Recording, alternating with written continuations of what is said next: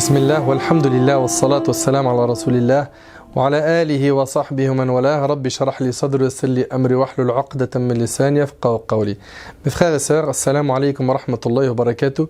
Parlons aujourd'hui, avec l'aide d'Allah tabaraka wa ta'ala, de l'argent. Quelle place doit occuper l'argent dans le cœur du musulman et de la musulmane? Quel est le cadre qui a été fixé par notre religion concernant l'argent? Est-ce qu'on a le droit en islam d'être riche? Est-ce qu'en islam, j'ai le droit d'espérer être millionnaire? Est-ce que l'islam préfère le riche ou le pauvre? Comment savoir si l'argent que j'ai est un bienfait d'Allah ou est-ce que c'est une tentation, une épreuve par laquelle Allah tabaraka wa ta'ala m'éprouve? Bidnillahi tabaraka wa ta'ala, toutes ces questions on va essayer d'y répondre et je demande à Allah subhanahu wa ta'ala de me faciliter et de m'accorder la sincérité et la véracité dans mes propos. Ahbab al-Karam, pour commencer, sachez qu'aimer l'argent, c'est quelque chose de naturel. Allah tabaraka wa ta'ala dit وَتُحِبُّونَ الْمَالَ حُبًّا جَمًّا. Vous aimez l'argent d'un amour ardent. Ça fait partie de la nature humaine, on aime l'argent. Maintenant, est-ce qu'on a le droit de l'aimer jusqu'à arriver à un excès? Est-ce qu'on a le droit d'en faire l'unique objectif de notre vie? Eh bien, on va, bi'idhnillah subhanahu wa ta'ala, développer tous ces points-là. Restez très attentifs. Pour commencer, Allah tabaraka wa ta'ala a dit Al-mal wal banoun zinatul hayati dunya. Allah subhanahu wa ta'ala il dit que les biens et les enfants sont l'ornement de la vie d'ici-bas. Et Allah subhanahu wa ta'ala, en rappelant ses faveurs au prophète sallallahu alayhi wa sallam, parmi les faveurs qu'il évoque au prophète sallallahu alayhi wa sallam, il dit Wa wajadaka a'ilan fa'aghna. Ne t'a-t-il pas trouvé pauvre et il t'a enrichi?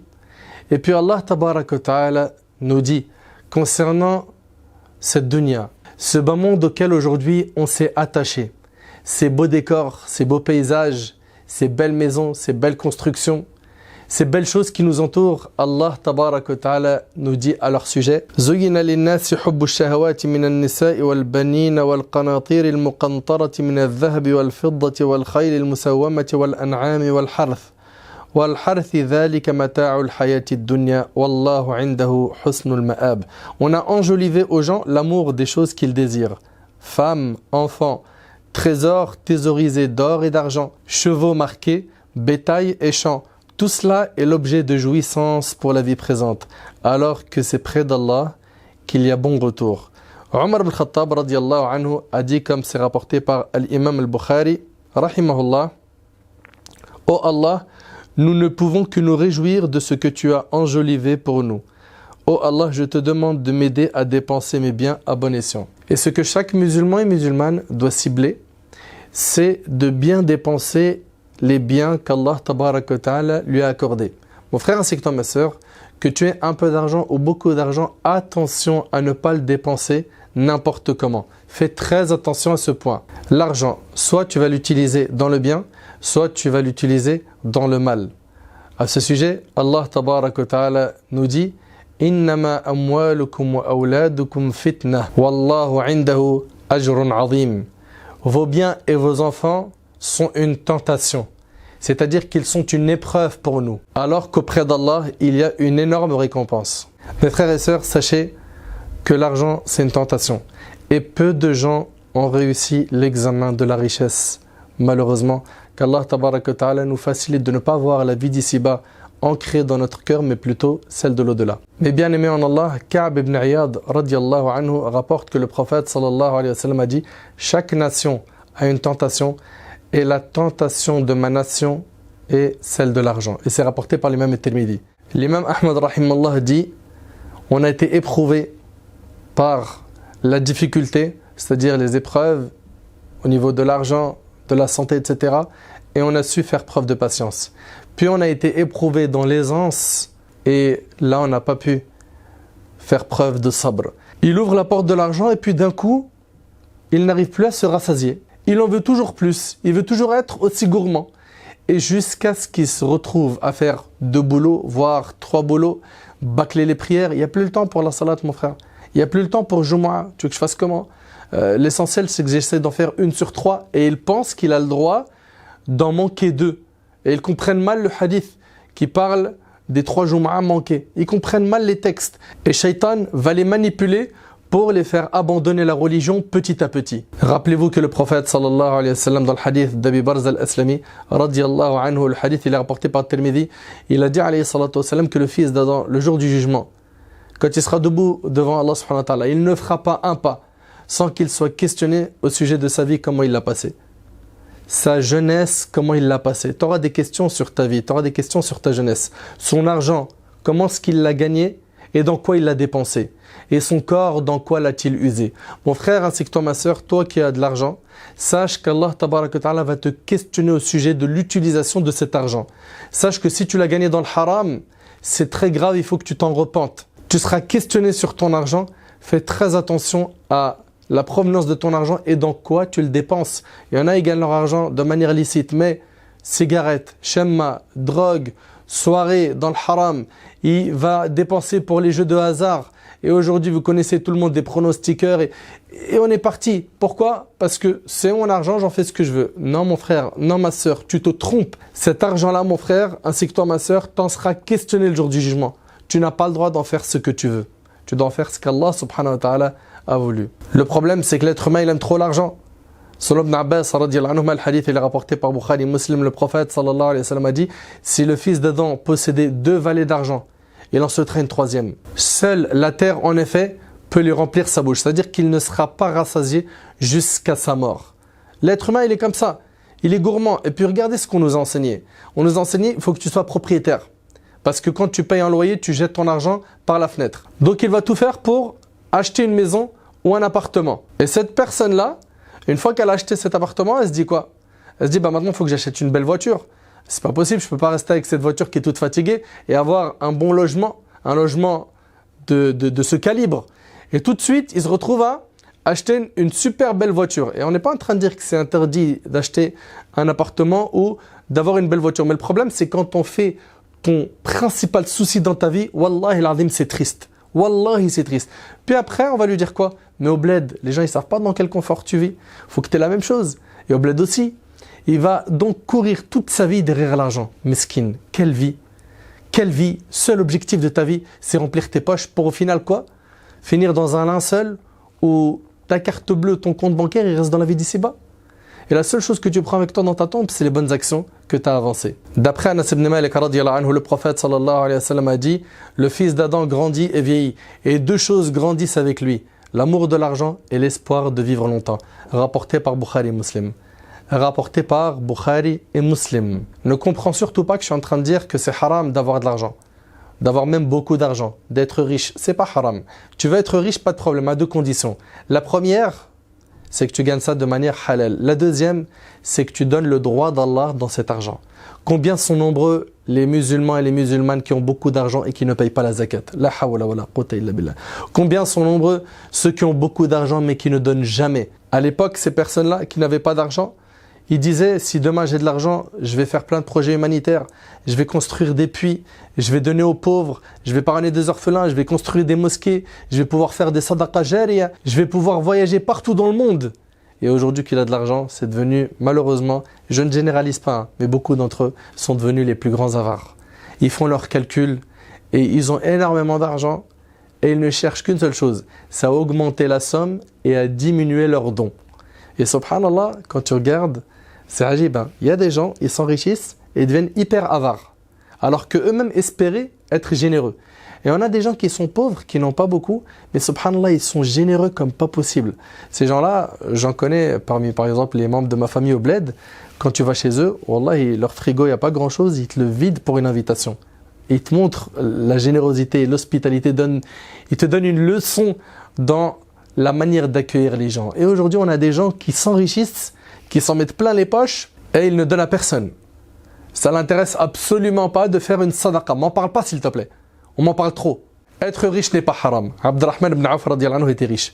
Uthman ibn Affan radiyallahu anhu était riche. Saad ibn Rabi'a radiyallahu anhu était riche. Il y avait des compagnons qui étaient riches, mais toute leur vie était au service d'Allah tabaraka wa ta'ala. Ils vivaient avec un seul objectif, c'était l'agrément d'Allah azza wa jal. Et aujourd'hui, il y a des gens, qu'est-ce qu'ils veulent? J'ai un immeuble, j'en veux 2. J'ai un bout de terrain, j'en veux un autre. J'ai une maison, il m'en faut une autre. J'ai une voiture, Ouais, celle-là c'est la voiture du week-end, celle-là c'est la voiture du boulot, et ainsi de suite. L'islam, je le dis, je le répète, n'interdit pas que tu aies de l'argent. L'islam ne t'interdit pas de bien t'habiller, d'avoir une belle voiture, mais ne fais pas de ces objectifs-là les seuls objectifs de ta vie. Ne sois pas parmi les insouciants. Certains font erreur en pensant que s'ils ont beaucoup d'argent, c'est qu'ils ont réussi leur vie et qu'ils sont aimés par Allah. Mon frère, ma soeur, attention, il y a beaucoup de gens qui ont beaucoup d'argent, mais ça ne veut pas dire forcément qu'ils sont aimés d'Allah. N'oublie pas, le bas monde, Allah subhanahu wa ta'ala donne le bas monde à ceux qu'il aime et ceux qu'il n'aime pas. Mais il ne donne l'au-delà qu'à ceux qu'il aime. Allah tabarak wa ta'ala dit à ce sujet: pense-t-il que ce que nous leur accordons en bien et en enfants soit une avance que nous nous empressons de leur faire sur les biens de la vie future?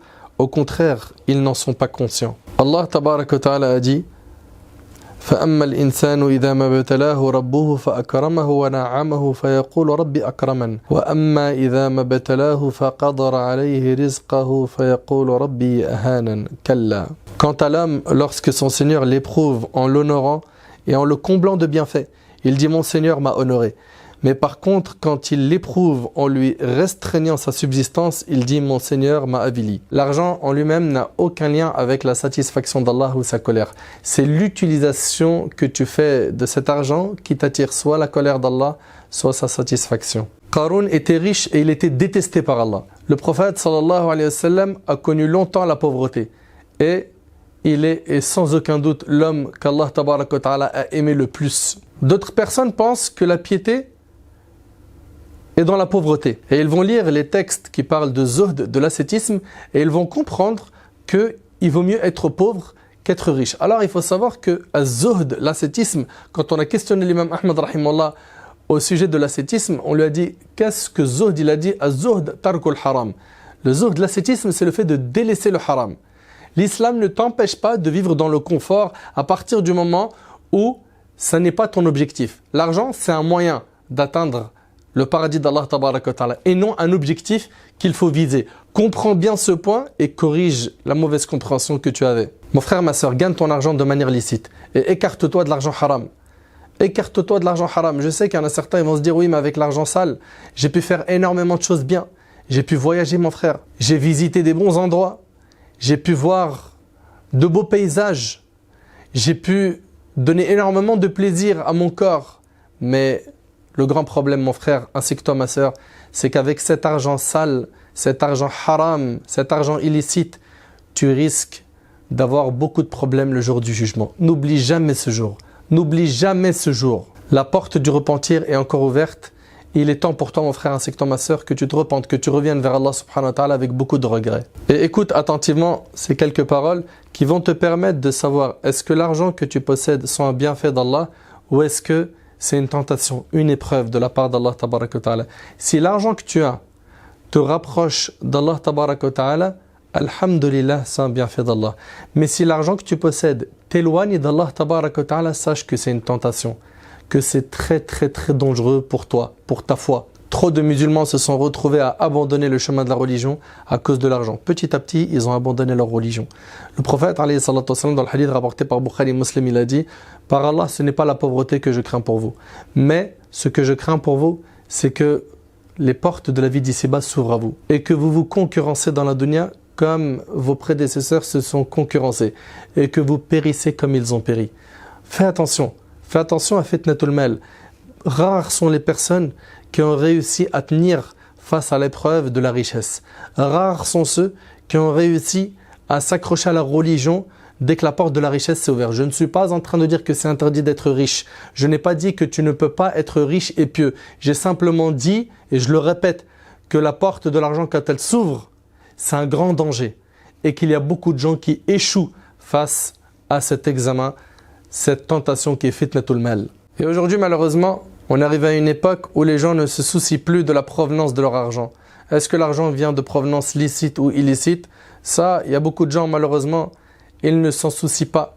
Et le prophète, sallam, dans le hadith rapporté par Bukhari Muslim sur Abu Hurayra, il a dit qu'une époque viendra où la personne ne se souciera pas de la provenance de l'argent. Est-ce qu'il l'a gagné de manière licite ou illicite? Et on vit en plein dedans. Aujourd'hui, les gens n'ont aucun problème à avoir des transactions douteuses. Les gens aujourd'hui n'ont aucun problème à gagner de l'argent de manière illicite. Il va passer par les intérêts bancaires, par les pots de vin, par le fait de trahir un tel et de s'emparer de ses biens. Et les gens aujourd'hui ne se soucient plus de la provenance de leur argent. Alors que Yawm al-Qiyamah, tout ça, ça passe au scanner. Mon frère ainsi que toi, ma sœur, sois satisfait de ce qu'Allah tabaraka wa ta'ala t'a donné. Le prophète sallallahu alayhi wa sallam, dans le hadith qui est rapporté par l'imam Muslim, selon Amr ibn al-As radiyallahu anhu, a dit: a certes réussi celui qui s'est converti, a été octroyé d'une subsistance suffisante et qu'Allah l'a rendu satisfait de ce qu'il lui a donné. Allah tabaraka wa ta'ala a fait que certains sont pauvres, d'autres sont riches. Certains sont forts, d'autres sont faibles. Certains sont en bonne santé, d'autres sont malades. Et Allah Ta'ala, il a une sagesse dans toute chose. Il sait à qui donner la pauvreté. Il sait à qui donner la richesse. Il sait, Azza wa Jal, que si un tel, il le rend riche, la richesse va le corrompre. Il sait que si un tel, il le rend pauvre, la pauvreté va le corrompre. Ne sois jamais, mon frère, ainsi que toi, ma sœur, mécontent du destin d'Allah. Accepte ce qu'Allah tabaraka wa ta'ala t'a accordé. Ne remets pas en question le destin. Ne te dis pas, mais pourquoi Allah il fait ça? Subhanallah. Comment peux-tu dire de telles paroles? Comment peux-tu même les penser? Sache que la vraie richesse n'est pas celle de l'argent, mais celle du cœur. Abu Hurayra radiyallahu anhu, il rapporte que le prophète sallallahu alayhi wa sallam, dans le hadith rapporté par Bukhari et Muslim, a dit: la vraie richesse n'est pas dans l'abondance des biens, mais la vraie richesse est celle de l'âme. Combien de musulmans et de musulmanes ont beaucoup d'argent, mais ils sont pauvres au niveau de leur spiritualité. Ils sont pauvres au niveau de leur relation avec Allah subhanahu wa ta'ala. Mon frère ainsi que toi, ma sœur, ne perds jamais cet objectif qui est d'atteindre al-Firdaus al-A'la, le plus haut degré du paradis. Et pour cela, wallahi, il va falloir que tu retrousses tes manches. Il va falloir que tu fasses beaucoup d'efforts, que tu sacrifies ton temps, que tu fasses énormément d'efforts pour apprendre la religion d'Allah subhanahu wa ta'ala afin de mieux évoluer. Et ne sois surtout pas de ceux qui, lorsqu'ils reçoivent des bienfaits d'Allah, ils sont reconnaissants. Et quand Allah tabaraka wa ta'ala décide de les priver, ils commencent à dire des mauvaises choses sur Allah subhanahu wa ta'ala. Ne sois surtout pas de cela. Le prophète alayhi salatu wa sallam a dit: malheur à qui? À l'esclave du dinar et du dirham et des vêtements de luxe. Ne sois pas de cela. Celui qui, si on lui donne, il est content, et si on ne lui donne pas, il est mécontent. Et ce hadith est rapporté par l'imam al-Bukhari. Selon Mahmoud ibn Labid radiyallahu anhu, le prophète sallallahu alayhi wa sallam a dit: il y a deux choses que déteste le fils d'Adam, la mort, mais la mort est meilleure pour le croyant que l'épreuve. Et il déteste le fait d'avoir peu d'argent, mais avoir peu d'argent permet d'alléger le jugement, rapporté par l'imam Ahmed. N'oublie pas, mon frère ainsi que toi, ma sœur, que l'argent on doit le gagner avec la sueur de notre front, de manière licite. Écarte-toi de tous les chemins qui mènent à l'argent haram, qui mènent à l'argent illicite. Et surtout, ne sois pas de ceux qui tendent la main. N'oublie jamais que la main qui donne est meilleure que la main qui reçoit. Sois un vrai homme avec un H majuscule et travaille et gagne de l'argent avec la sueur de ton front, même si finalement l'argent que tu vas gagner n'a rien à voir avec l'argent que tu peux gagner dans l'argent illicite, dans l'argent sale. N'oublie pas, dans cet argent, tu n'as pas la baraka d'Allah et tu as la colère d'Allah. Alors que de cette manière, tu gagnes l'argent de manière licite. Et c'est ce qui plaît à Allah tabaraka wa ta'ala. Allah tabaraka wa ta'ala, en nous parlant de la vie d'ici-bas, il nous dit: sachez que la vie présente n'est que jeu, amusement, vaine parure, une course à l'orgueil entre vous et une rivalité dans l'acquisition des richesses et des enfants. Subhanallah, c'est une réalité. Quand tu résumes cette vie, les gens ils veulent quoi? S'amuser. Ils veulent bien s'habiller. Une course à l'orgueil entre vous et une rivalité dans l'acquisition des richesses et des enfants. Les gens ils cherchent aujourd'hui à avoir leur place. Par quoi? Par le matériel. Et ils sont prêts à tout pour le matériel, pour s'enorgueillir, pour montrer que c'est des 2.0, pour montrer qu'ils ont tout, qu'ils manquent de rien, qu'ils sont meilleurs que les autres. Malheureusement, il y en a certains qui sont arrivés à un stade d'orgueil qui est flippant. Wallahi al-azim, il fait peur. Pourquoi? Cet homme-là ou cette sœur-là, toute la journée, ils sont sur Snapchat et sur les réseaux sociaux en train d'étaler leur richesse, d'étaler le confort dans lequel ils vivent. Ils sont en train de déchirer des cœurs et des cœurs. Pourquoi? Pour montrer qu'ils vivent bien. La hawla wa la quwwata illa billah, hadahumullah. Qu'Allah tabaraka wa ta'ala les guide. Soyez humbles et modestes et ne déchirez pas les cœurs des gens et arrêtez d'étaler votre vie comme vous le faites. N'oubliez pas que l'ayn, ça existe, le mauvais œil, ça existe, et combien sont nombreux ceux qui ont été touchés par le mauvais œil. Allah Azza wa Jal dit dans la suite du verset: elle est en cela, c'est-à-dire la vie d'ici-bas, pareil à une pluie. La végétation qui en vient émerveille les cultivateurs, puis elle se fane, regardez, puis elle se fane, et tu la vois donc jaunie. Ensuite, elle devient des débris. La dunya, elle est comme ça. Et dans l'au-delà, il y a un dur châtiment et aussi pardon et agrément d'Allah. Et la vie présente n'est que jouissance trompeuse. Et la vie présente n'est que jouissance trompeuse. Et selon Anas radiallahu anhu, le prophète sallallahu alayhi wa sallam a dit, le hadith il est rapporté par Bukhari et Muslim, 3 choses accompagnent le défunt à sa tombe. Il y a sa fortune, son argent, sa famille et ses œuvres. Il y en a 2 d'entre elles qui reviennent et une seule qui reste. Ce qui reste avec lui dans sa tombe, c'est ses œuvres. Et va retourner à dunya, ta famille et ton argent. Sois intelligent, fais bien tes calculs, Allah barik fik, et ne fais pas comme beaucoup de gens qui vont te dire, mon frère, ma soeur, ne sois pas quelqu'un de normal, parce que si tu es là et tu cours pas derrière l'argent, bah, tu es quelqu'un de normal, tu vas avoir une vie normale, tu vas mourir normal. Non, sors de la norme et sois quelqu'un qui, voilà, va avoir beaucoup d'argent, etc. Alors si ces personnes-là nous encouragent à faire des beaux projets, à être des gens qui vont être utiles par notre savoir, ça c'est très bien, c'est une chose louable. Mais si l'objectif de ces discussions, c'est uniquement te faire gagner beaucoup d'argent et stop, et te faire viser uniquement que le matériel et la dunya, là c'est vraiment très problématique. Combien il est triste de constater que de nos jours, l'argent est devenu notre centre vital. Et on n'exagérera pas en disant que quelque part, il a pris la place d'Allah au sein de notre existence. Toutes nos actions sont motivées par l'attrait du gain et la recherche de l'agrément divin par nos faits et gestes est malheureusement passé en second plan. Résultat, nous ne reculons devant rien pour accroître notre richesse, quitte pour cela à acquérir des biens de façon illicite. Selon Abdullah ibn Mas'ud radiallahu anhu, le prophète sallallahu alayhi wa sallam a dit, lequel de vous préfère l'argent de son héritier à son propre argent?